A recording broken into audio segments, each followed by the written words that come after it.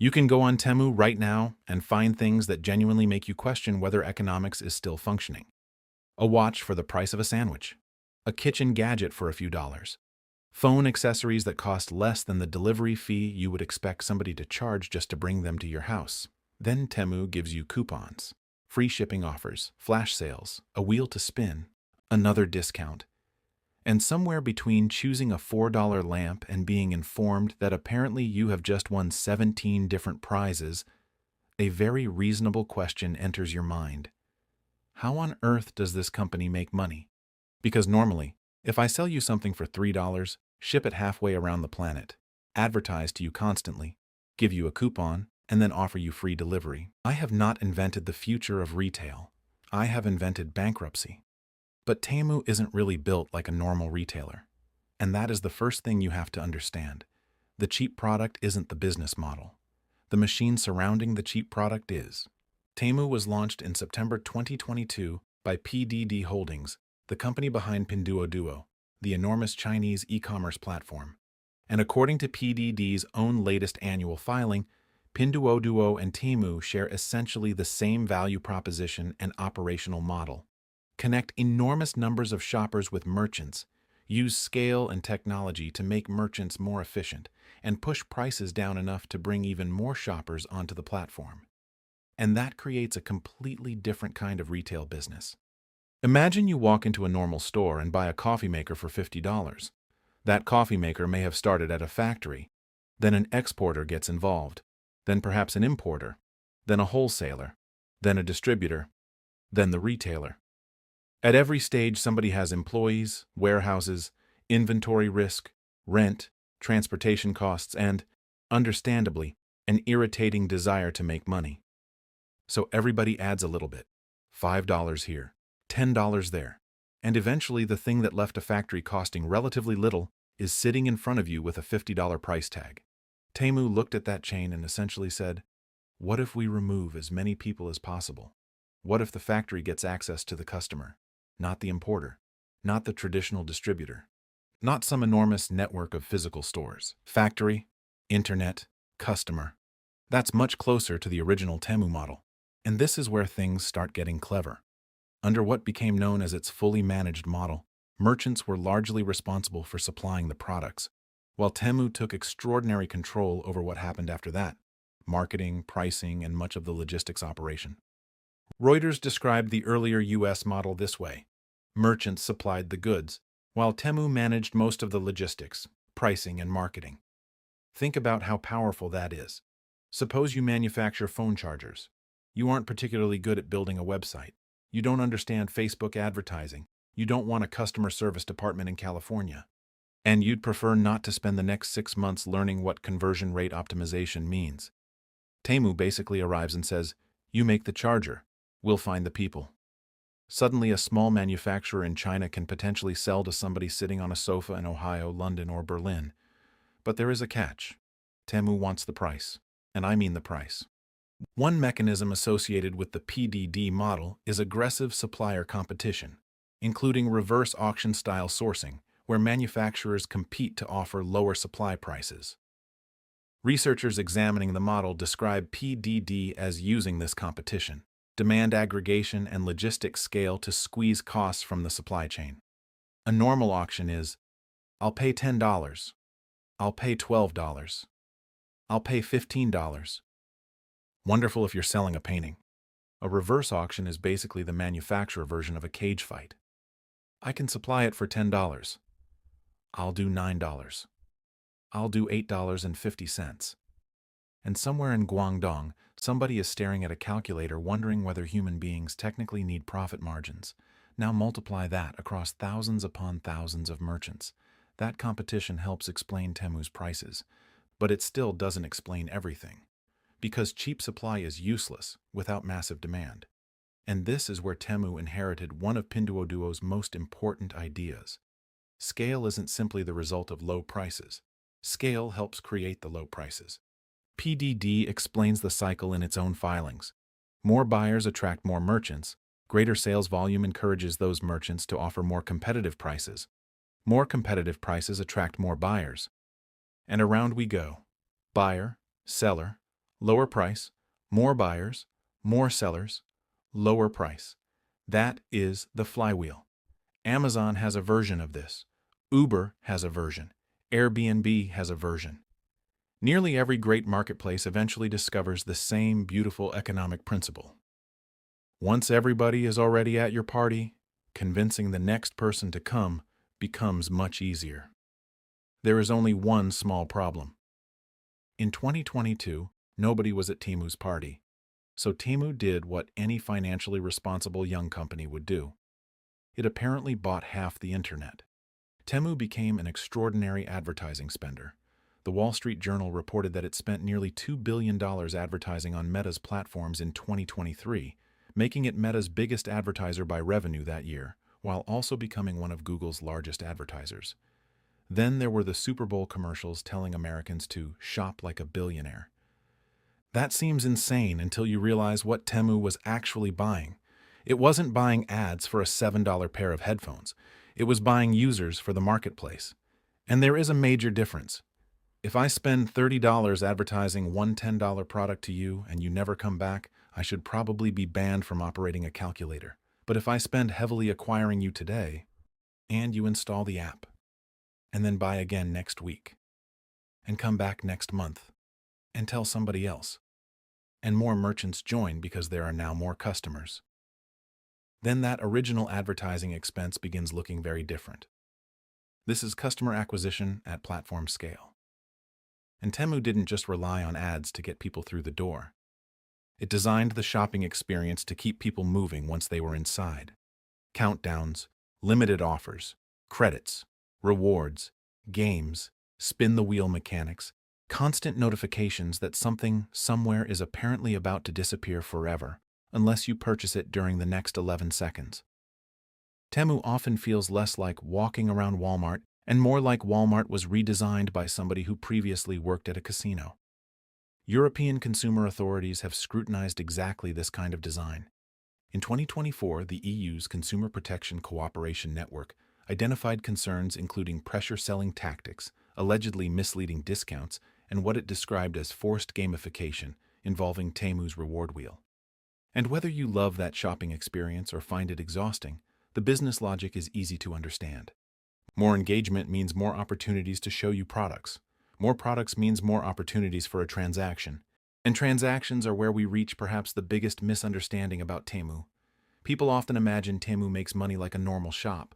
Buy something for $5, sell it for $10, keep the difference.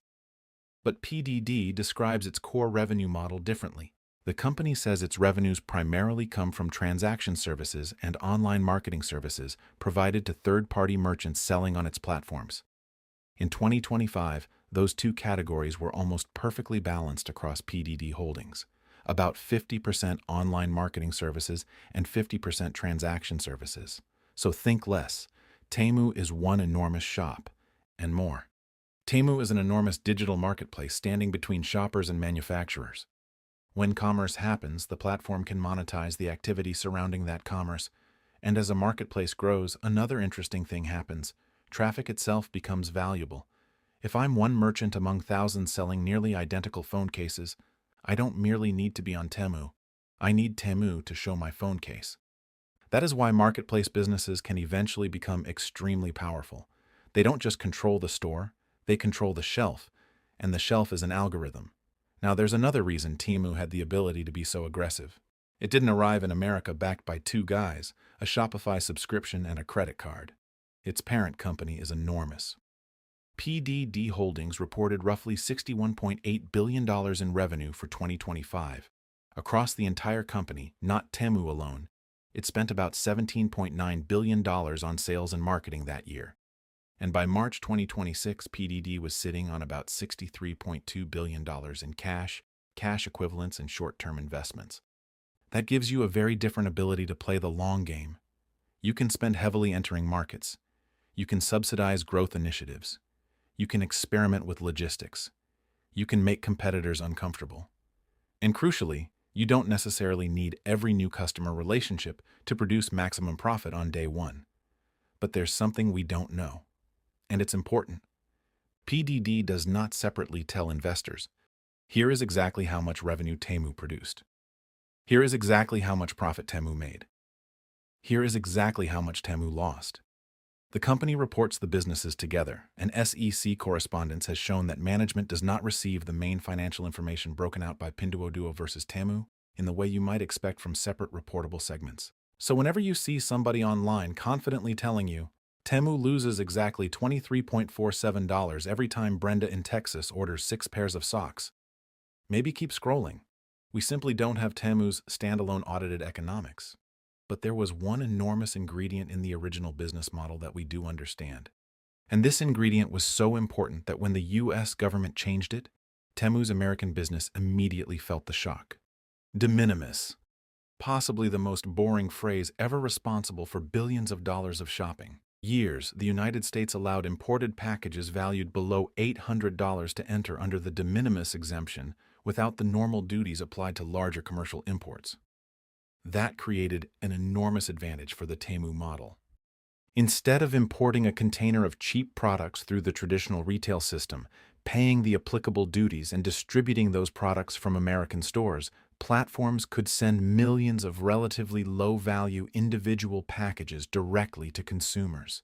Cheap factory price, direct shipping, fewer middlemen, and crucially, duty-free treatment under the old rule. That was rocket fuel for ultra-low-cost cross-border e-commerce. Then the rules changed. On May 2, 2025, the United States ended de minimis treatment for low-value imports from China and Hong Kong. The exemption was subsequently suspended globally from August 29, 2025. And suddenly one of Temu's invisible advantages wasn't invisible anymore. Reuters reported that Temu's daily U.S. users fell 58% in May 2025 after the China exemption ended, according to Sensor Tower. Temu cut American advertising spending, its fulfillment strategy changed, and the company pushed harder toward goods already stored closer to American consumers. That is fascinating because it reveals something about the business model. Temu didn't say, well, the rule changed. Pack it up, everybody. E-commerce was fun. It changed the machine. It began relying more heavily on local fulfillment and merchants with inventory already inside markets such as the United States. Under these newer marketplace arrangements, sellers can take responsibility for more of the warehousing and delivery themselves. The Financial Times reported that Temu had already begun pushing this semi-managed model before the full U.S. crackdown, recruiting merchants with inventory in American and European warehouses. That shortened delivery times and, importantly, transferred more logistics and inventory risk back toward merchants.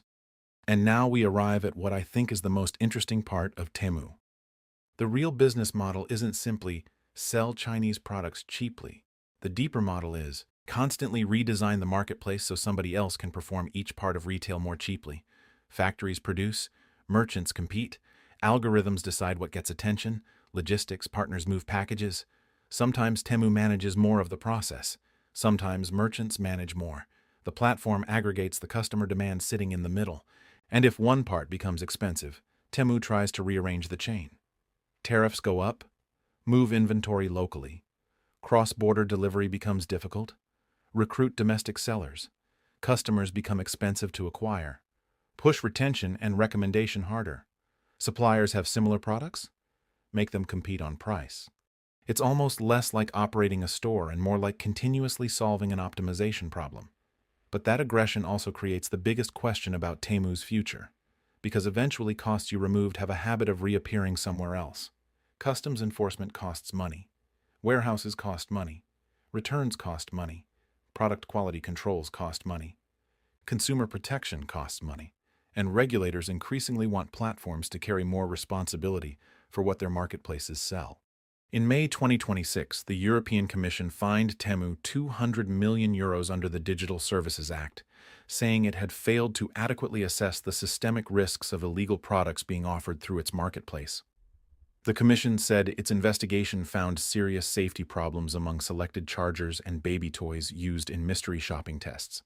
And this could become the next great test of the model, because the original Temu machine became incredibly powerful by stripping friction out of retail. Strip out middlemen, strip out markups, strip out inventory costs where possible, strip out traditional advertising assumptions, strip out borders as much as the rules allow, then compensate with scale, algorithms, and enormous transaction volume. But governments are now putting some of that friction back. Duties, product safety responsibilities, marketplace regulations, consumer protection requirements, local warehousing, and every piece of friction has a price, which means the most interesting question about Temu isn't, how can they sell this thing for $4? We mostly understand that now. Factories close to the source, massive supplier competition, few traditional middlemen, enormous demand aggregation, marketplace monetization, technology controlling pricing and discovery, and, historically, trade rules that made small international packages particularly cheap to bring into markets like America. The better question is, can Temu remain Temu when it has to start paying more of the costs that traditional retailers have been paying all along? Because Amazon has warehouses, Walmart has stores. Traditional retailers have import systems, compliance departments, local inventory, and entire organizations built around product safety. Temu's advantage was never that it discovered a magical factory capable of producing a toaster for 37 cents. Its advantage was that it redesigned who does the work, who carries the inventory, who competes on price, who pays for shipping, who absorbs risk, and who gets access to the customer. That is the real business model. Temu isn't merely selling cheap products, it's selling access. Manufacturers want access to hundreds of millions of shoppers. Consumers want access to factory-level prices. And Temu stands directly in the middle, controlling the traffic. That's why the $3 gadget matters less than you think. The gadget is bait for the flywheel. The shoppers attract merchants. The merchants create selection. Selection creates competition. Competition lowers prices. Lower prices bring more shoppers. And once enough commerce starts moving through that circle, the marketplace itself becomes the valuable thing. Which means Temu's greatest product was never the incredibly cheap headphones. It was the marketplace that convinced you to open the app to look for them. And whether that machine continues dominating global discount shopping will probably come down to one question. Can Temu keep removing costs faster than governments, competitors, and its own growth keep putting them back?